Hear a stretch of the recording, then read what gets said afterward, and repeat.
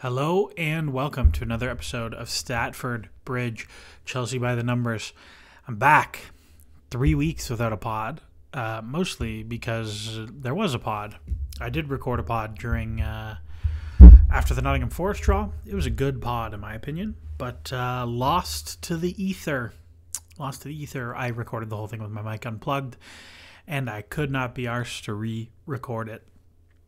But we're coming back with a more interesting game to talk about. My kind of thing after the Nottingham Forest game was Chelsea played well and ball doesn't go in. And you've heard me say that lots of times. And Chelsea lost 2-1 to Liverpool at Anfield this weekend. And I do not think this was a game of ball doesn't go in, which means we can talk about more interesting things.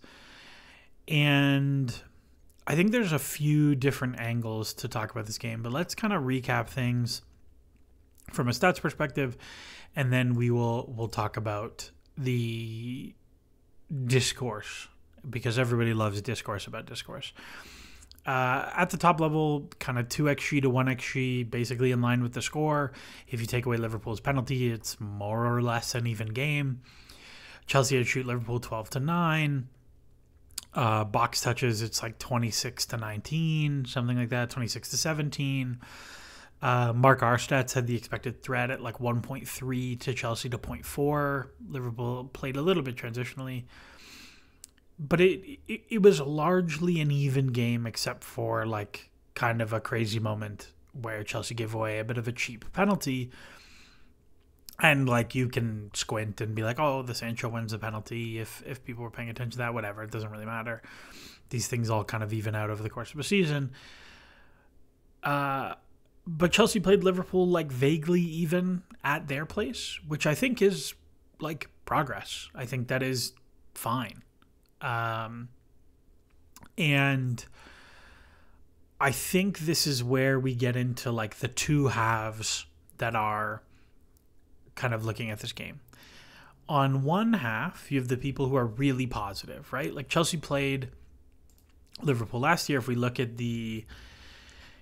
at kind of the headline numbers, like Chelsea lose 4-1, it's kind of an XG beating, and that includes the Liverpool missed penalty. So like there's a whether it's 5-1, they get outshot 27-4, 44 box touches to 9. Like it was not a competitive game. And there's kind of the headline looking at it being like, well, this was so much better. Chelsea was so much more competitive. Liverpool had such a hard time doing what they wanted to do in possession. We put them under enough pressure going forward, more than they faced this season in many of their games. Like this is by far the most competitive game Liverpool have had this season. That is absolutely true. Including a game they lost to Forest where like 4 score, but like there was not. Liverpool smashed them. And I think that's one half of things. And I don't think that's quite true. I think that somewhat overplays how good Chelsea were. But the other half of things is like, well, again, Chelsea couldn't lay a glove on a team better than them. This is a stat like Baseman 93 is like someone I chat with very often, who was talking about like this is very much like the City game in that like Chelsea could not get pressure on Liverpool. They could not ratchet up the pressure when they're losing. And like that's a step back from last year where Chelsea in the big games, like yes, they took some beatings, but they also took some points. And he's absolutely right in that like between these two games, if your choices are lose both, I mean both games being Liverpool and City, lose both close versus take a beating in one and draw the other, like of course you'd rather the 1 point.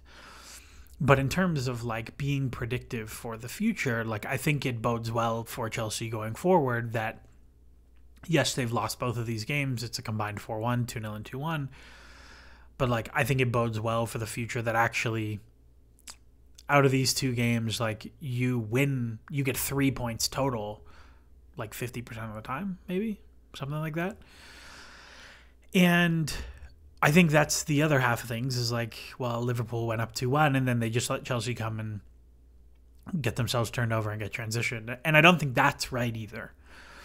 I think this game is very much in the middle of those two ideas where I thought Chelsea were fine. I thought there were a lot of individual performances that were not good. I thought Jadon Sancho was really poor. I thought most of the subs were very poor. I thought they struggled to turn lots of wide box entries. Like if you look at the box touch maps, it's all in wide areas. I thought they did a very poor job of turning that into better stuff. I think at the same time, they were, for 20 minutes in the first half, so scrambly defensively, and they were very poor in defensive transitions for like 30 minutes in the middle of the game. That's bad. Objectively not good. And I think it is true that like Chelsea wore down 2-1 for 40 minutes. And if you look at the second half, after the Jackson goal, which is a very big chance, it's like half of what they get for the whole half. They generate less than half of expected goals for 40 minutes chasing. At the same time, Liverpool are one of the best defensive teams in the world. And you kind of have to live with that. And I think there's the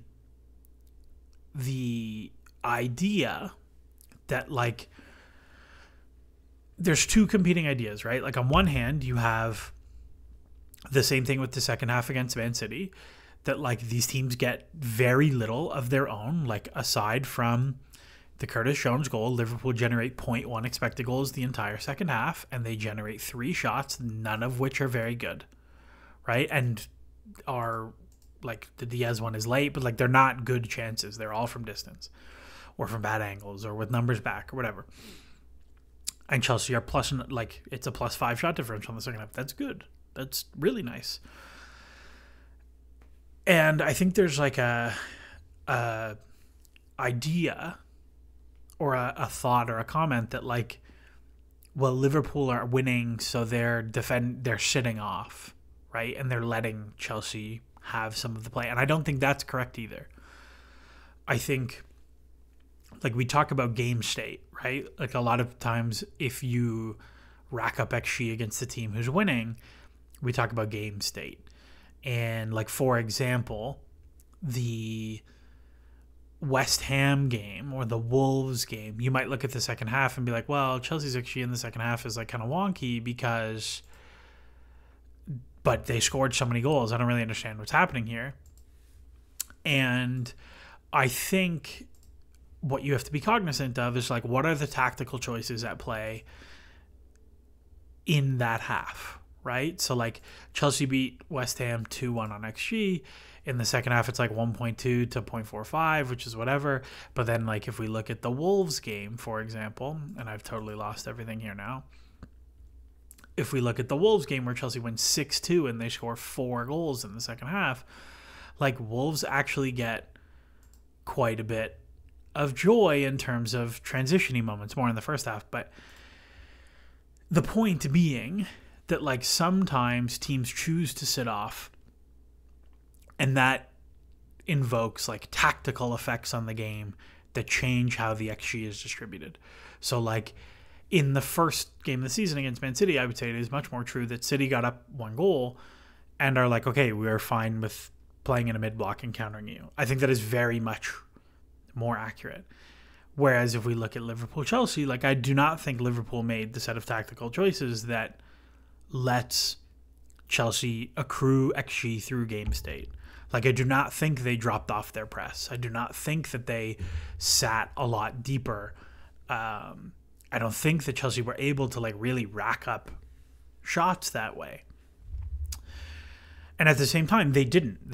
Chelsea objectively did not create a ton in the second half. So I think there's like the two halves of that. Like I do not think it's true that Liverpool never got out of second gear. Like I think Liverpool looked much more troubled in this game than they have in any other game this season. But I also think it's true that Chelsea were not that good and did not create that much, and like for as much trouble as they caused Liverpool, they did not turn it into a tremendous amount of danger.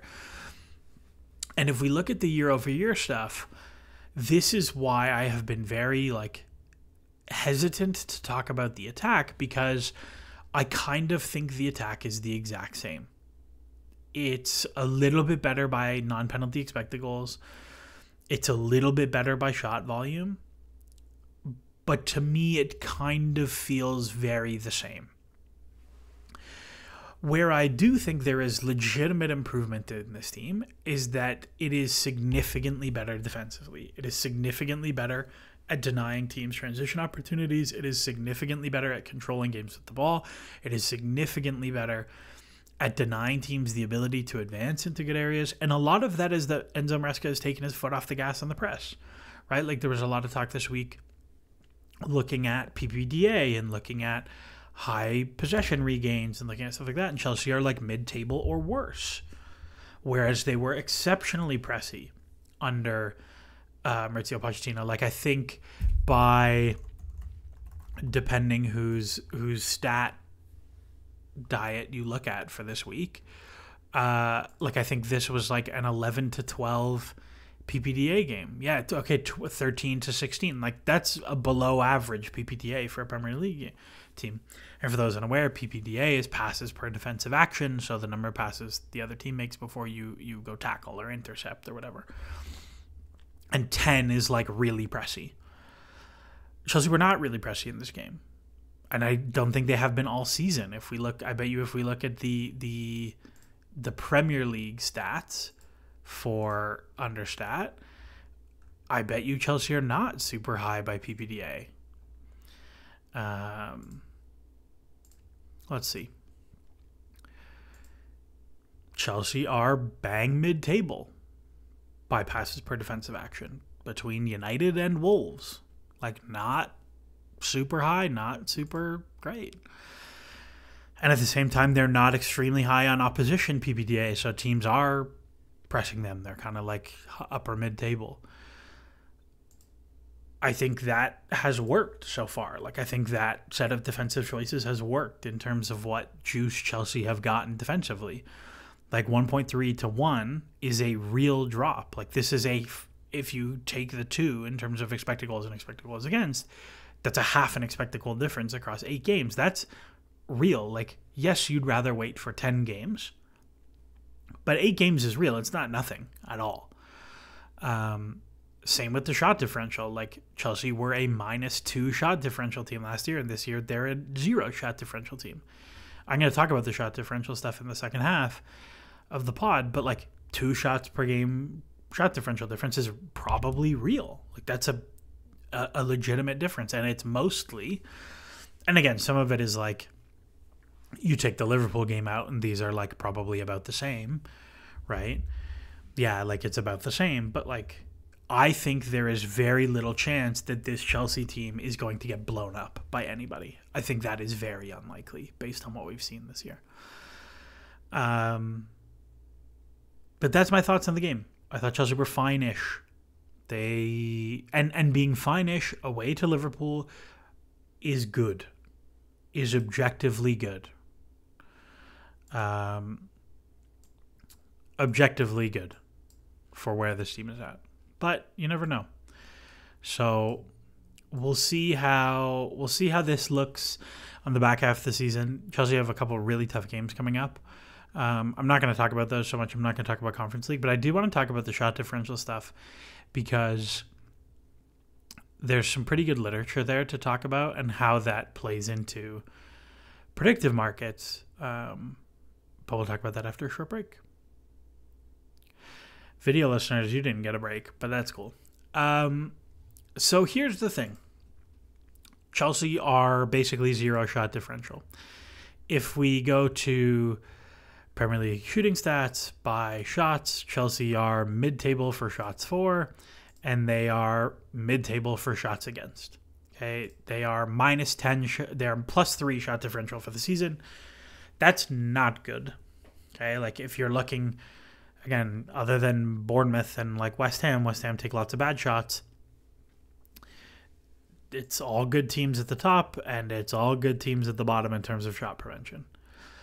You want to give up. You want shot differential. It helps, right? Like, as much as Chelsea have the best shot quality in the league, which is true and is also very important and very good, there's two sides of this, right? And I've talked about this with like projecting strikers before, that like you can have a striker who takes 3 shots a game And that striker is one of the best finishers in the world, right? Like they beat their XG by 20% every single season. Like they're so consistent. They're super clinical. They're amazing. Like I think like Harry Kane for his career is like plus 15%. Heung-min Son is similar. Like these guys are the best finishers.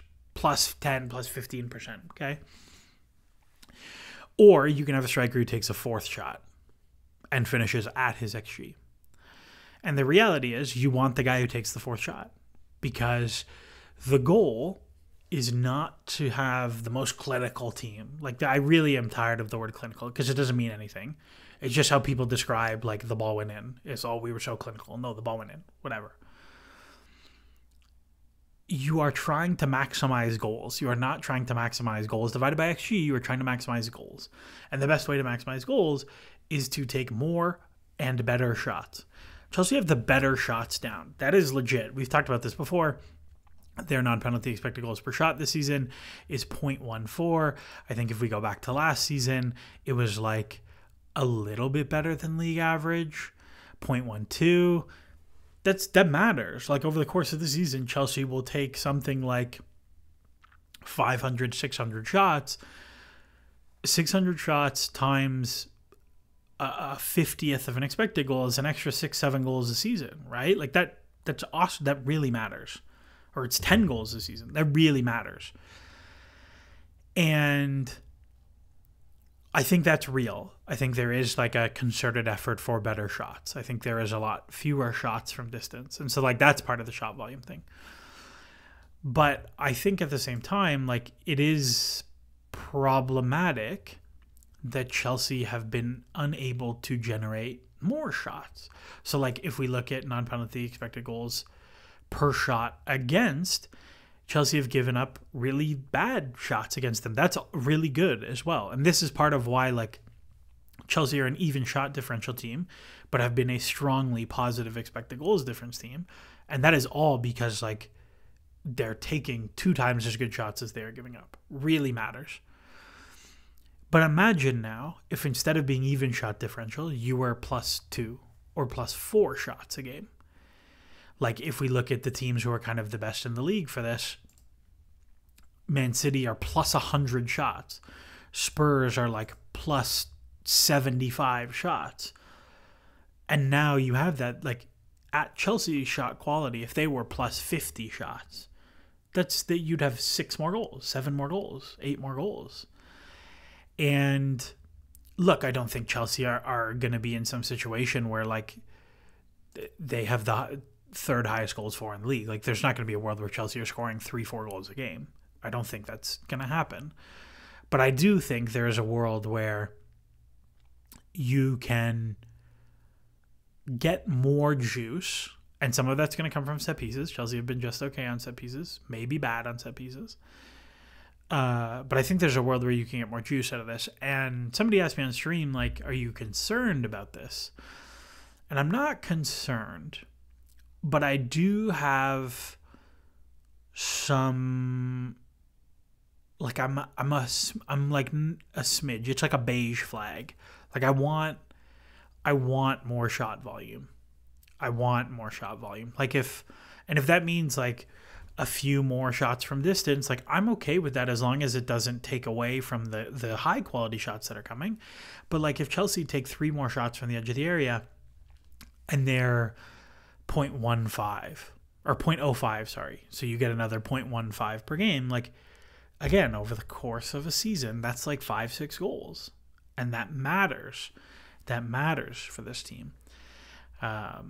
Like, for example, I look at Sancho on Sunday, who gets into these amazing 1v1 dribbling chances against Trent, and you compare to Luis Diaz, who turns his 1v1s against Reece James and against Malagusto, and he gets 3 shots out of it. And none of them are amazing shots. Like, maybe he only scores 1 every 5 or 6 games out of those. But Sancho gets 0 shots, and he creates 0 shots. And I think that was like a really big problem for Sunday's match.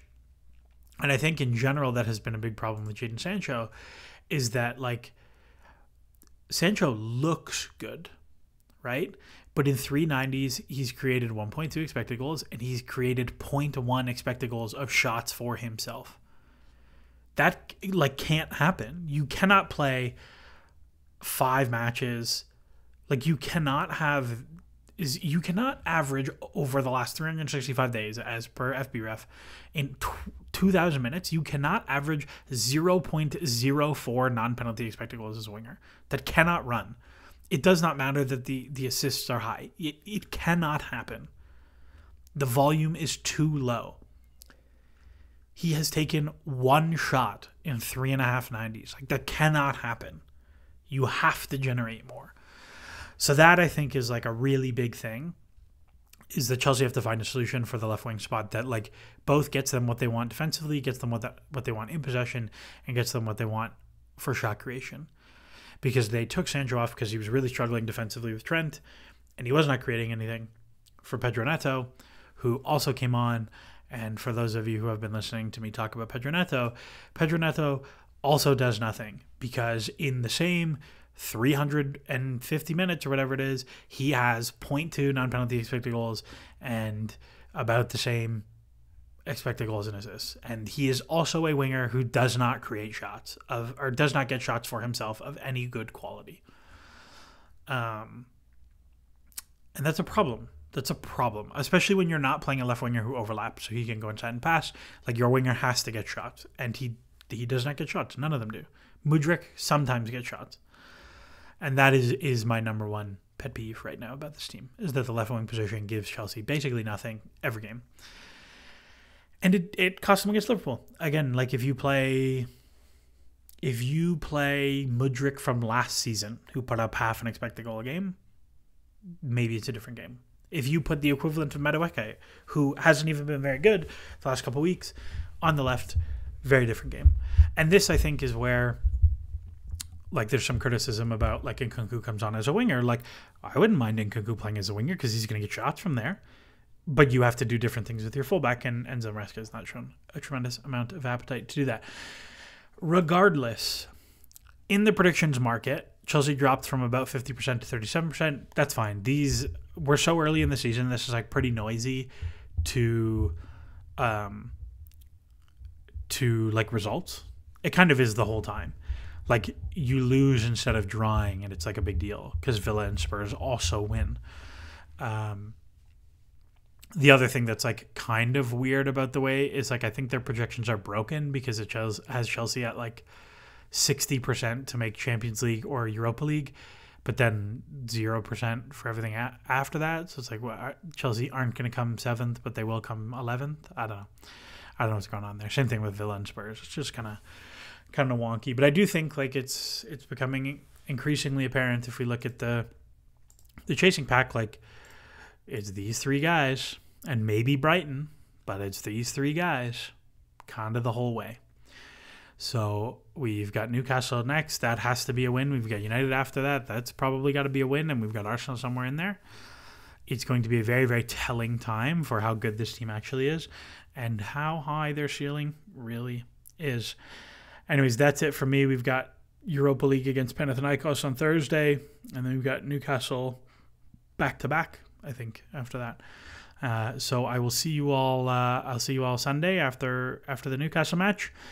And as always, if you're liking the pods, if you're liking the streams, if you're liking whatever, retweet, like, subscribe, leave reviews, all those things. It helps get more eyes. And if there's more eyes, it means I'm more into doing it and I do more stuff. And I'm a creature for attention. What can I say? But anyways, enjoy the soccer.